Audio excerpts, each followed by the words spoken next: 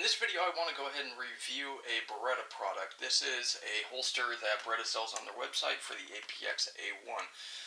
It's said that it is made in Italy, and, I'm going to get into that in a little bit, but I'm going to talk about first why I got it. So, when I got my APX A1 compact, I didn't really consider a holster at the time. I just kind of figured that, it's a holster it's a pistol that's been on the market for a couple of years now. So, my big manufacturers that I like Cleaner Holsters or Better Holsters or whatever, or Alien Gear, would have holster options for me.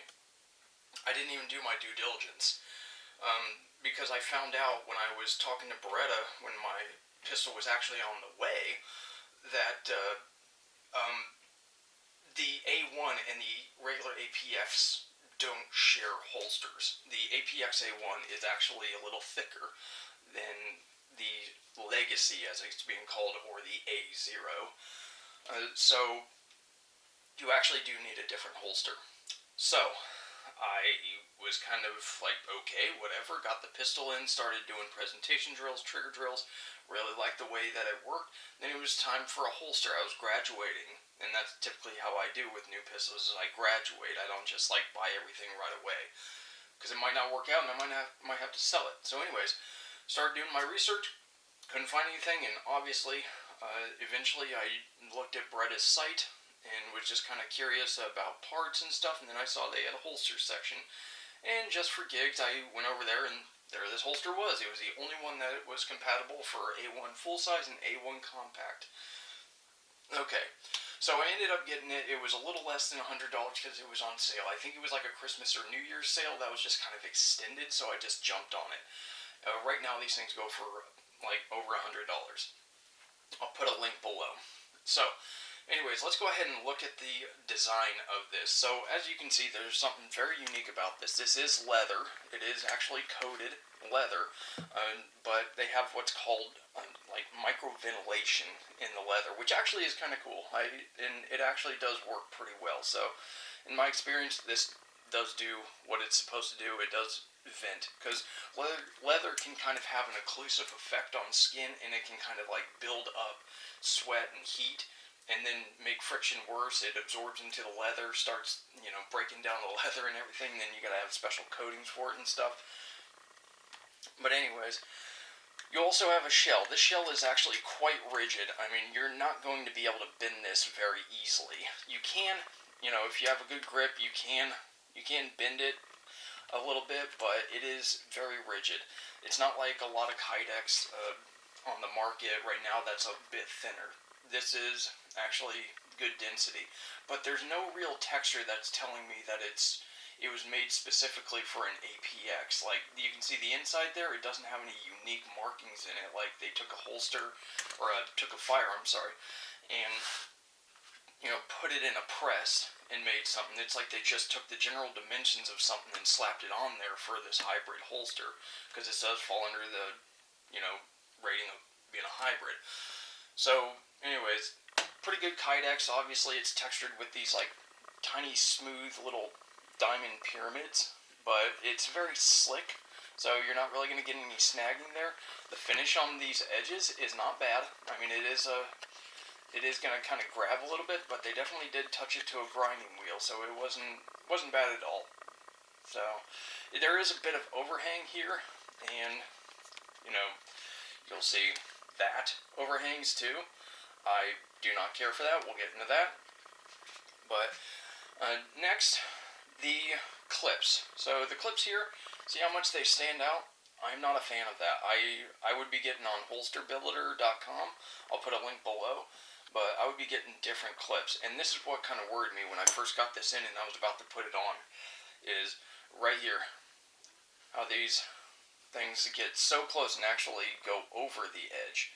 That is bad, because that's something that can come in contact with your skin. Because no matter how skinny you are or fat you are, you're going to muffin over a holster that's actually tight, especially when you're trying to secure it to the pants. This does that. So you always need to take that into consideration. You're going to muffin around your waistline, which is what this is good for, preventing, getting a bite when you're putting it in. but this is pretty floppy, though it's never gotten in the way. It's actually bent backwards a bit, so, you know, it stays tight against the body. You don't have to worry about it bending, you know, towards the firearm. So, that's okay. But as far as these clips, I'm a little concerned about that. Now, there is a way that you can kind of salvage that. They do have two holes here, and as you can see, they use the bottom hole, throwing the excess very close to the edge, and that actually makes this area quite stiff. And so this leather was not knocked down at all. These are very sharp edges. And yes, that's my blood there. So we'll get into that. But yes, these clips being secured so close to the edge actually makes this feel as hard as the metal that's used on the clips. And you can see the clip there actually is exposed, and it does leave marks. So anyways, let's go ahead and talk about, you know, the function of this. So, snagging. I did not have any snagging issues. These clips did worry me because I don't like clips like this, because I've almost always had an issue when I'm grabbing a garment in like a retention situation, because I do train for those situations when you're grabbing it fast and trying to get these you know, guns out and holsters like this, and these clips are there. You end up catching a fingernail on that, and you end up ripping up. And, you know, your fingernail gets bent backwards. You'll kind of hurt your feelings a little bit. I did not have that issue there, so there was no snag issue, but it's probably because I didn't train with it very much, because I always end up having that issue. Same with, like, single point, I guess we'll just get into retention, because the reason why I would want a holster like this that has 2 points of retention, as in clips, is because anything that's above, like, the size of a shield really needs to actually have that to prevent the weight of the pistol actually manipulating itself. And like a single point clip, it doesn't work. Even appendix, like the thing's going to move around, it's going to start shifting. The pistol's not going to stay in place for what where you're actually wanting it to stay. All right, you're gonna sit, you're gonna stand back up, you're gonna sit, you're gonna stand back up, you're gonna move, and you know the gun is going to shift. The path of least resistance, if you give that option. This did not really move, so the placement of it was not bad at all. Now let's talk about retention of the pistol itself. No real retention. It is obviously a friction fit, being a hybrid. However, there's no way to adjust it. There's no adjustment. It is just these solid rivets, which are good. They're, you know, countersunken, or not sunk, or not countersunk, but they are sunk into the leather. So you're not going to have an issue with snagging. At least I didn't. And even with these screws, you know, they were just in there enough. Now, if they were to protrude a little bit more, I still don't think you would have friction issues with that, and you could always just knock it down with a file or something. But they are right on the edge right there. So, yeah, I'm trying not to show my blood all that much. We'll get into that. So, as far as, like, general comfort, this holster is actually pretty comfortable to carry because of the microventilation that they have. I don't have that occlusive effect that leather typically has to where stuff absorbs. So it actually does pretty well at, you know, keeping the pistol in place and, you know, being able to carry for a long time. Now let's go ahead and talk about performance. I actually have the video out on my concealed carry weapons draw, and after that video was done, I was doing, you know, extra shooting. I stayed within the 5-round realm, and it only took a couple of magazines for me to, you know, in relatively quick succession, to actually get burned.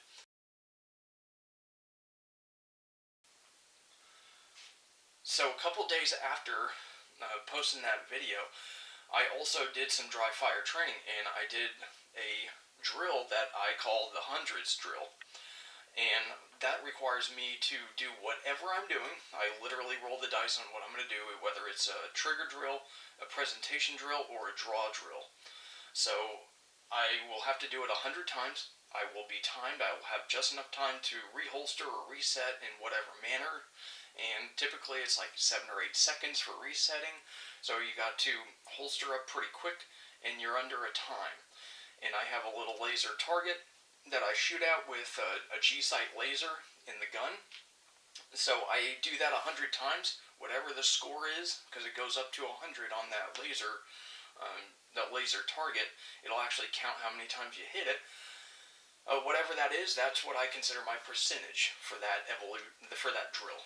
So, anyways, after doing it 100 times, by the time I was at like 30 or 40 draw strokes, I was actually not feeling good at all. Like, it was really hurting in the front there because whenever you're putting the pistol in, there's no click. Like, alien gear holsters are very similar, but their shells are actually molded around the pistol itself. So you do actually get kind of a little bit of a click, and you get a kind of a positive feedback that, hey, the thing is actually in place, all right? With this one, no, I just had to keep shoving in, and the reason why I had to shove so hard is because sometimes I would actually feel that it wasn't actually seated properly, and I would just give that one little push in, and it would actually have like this much give, and it's like, oh my god, like, okay, whatever. So, gotta lay out the pizza, right?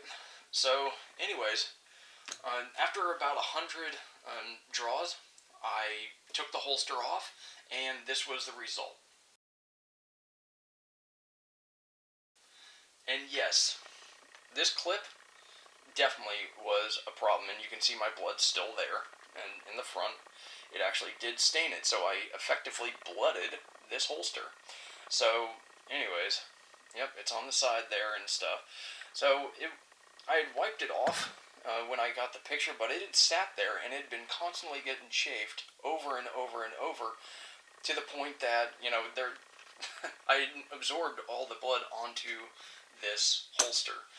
No holster maker in their right mind is going to put a base on a holster that is not meant for, covering at least the minimum model. I could understand if they said it was okay for the A1 full size, but, it's not going to be protected. But they swooped up intentionally. You see that? You see that contour right there? They swooped up instead of just going straight across, which would have protected it for the compact being in it. But other thing is, who buys a holster and doesn't actually train with it and use it? If I were to take it to an 8-hour course, within the first hour, I would have felt the burn. I would have been burnt, by my pistol. Luckily, it didn't actually leave any lasting mark. It was red for a little bit, but that was it. But obviously, I had the firing residue constantly rubbing onto me, and then it, burnt me, and, that it kind of hurt my feelings in more ways than one. So, yeah, I mean, there are holsters out there where they're kind of constructed like this, but they are not what's classified as a good holster. Now, this is just my experience, but I mean, I've been carrying for a good amount of time, probably not as much as some of the dinosaurs that are, out there and would say leather is better and, whatever slogan that they have.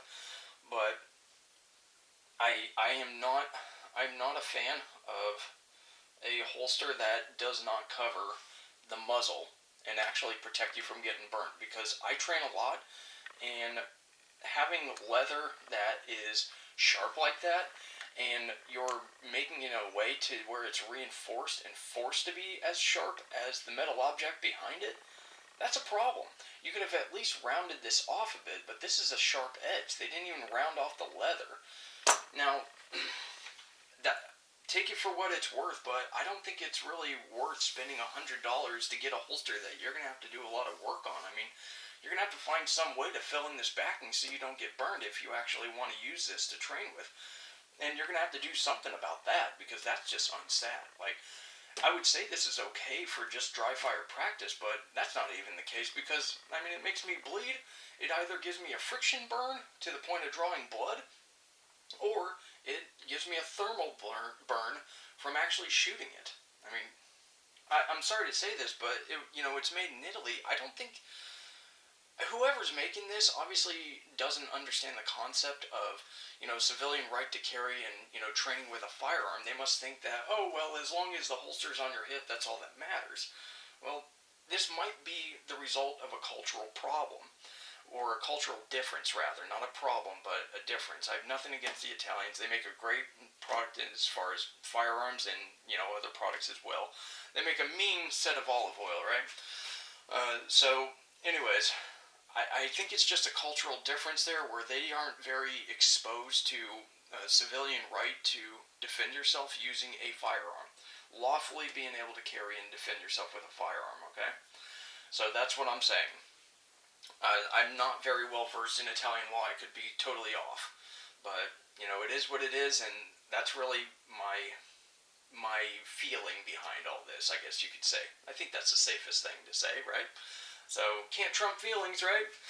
So anyways, I wrote a review on this on my blog. I'll go ahead and link it below. I hope you'll follow me there. I'm also on X now, so, I've kind of abandoned Facebook and I'm on X. So go ahead and follow me there. You'll get sneak previews on, things that are going on, whatever, and, blogs that are, posted. So I hope to see you guys in the future, and thanks a lot for watching. Let me know what you think in the comments below. You guys have a good one.